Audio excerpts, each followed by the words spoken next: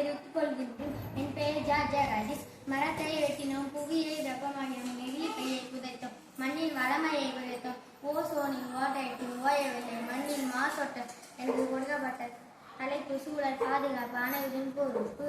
மணிநீர் மண்ணும் மலை அணிநீரை காடும் உடையது அரண்.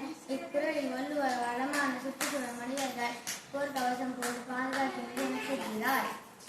இயற்கையடி என்றால் என்று பொன்மொழி கேட்பன அனைவரும் சூழலை பாதுகாக்க வேண்டும். பசுமையான பூமி மனிதனுக்கு செல்வம் சிறந்தவாது என்ற பொன்மொழிக்கு ஏற்பன அனைவரும் மரம் நடுதல், கால்கள் வளர்ப்பது, சுத்திகரிக்கப்பட்ட கழிவுகளை வெளியேற்றுவது, அதிக மாசுபாட்டை உண்டாக்கும் திட்டங்களை கைவிடுவது, இவற்றால் மட்டுமே சுற்றுச்சூழலை பாதுகாக்க முடியும். நெகிழி பயன்பாட்டை குறைக்க வேண்டும்.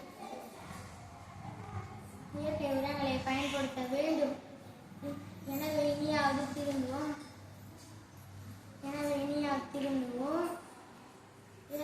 இயற்கையை பாதுகாப்போம். நாட்டின் தூய்மை நமக்கெல்லாம் பெருமை என்பதற்கேற்ப நாம் அனைவரும் வீடு மற்றும் சுற்றுப்புறத்தை தூய்மையாக வைத்துக் கொள்ள வேண்டும்.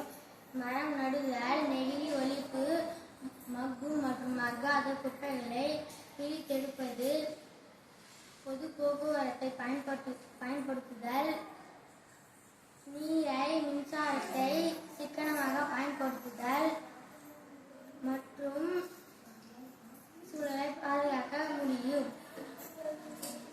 இயற்கைக்கு அழகு மரம், அதை அழியாமல் காப்பதே அரண்.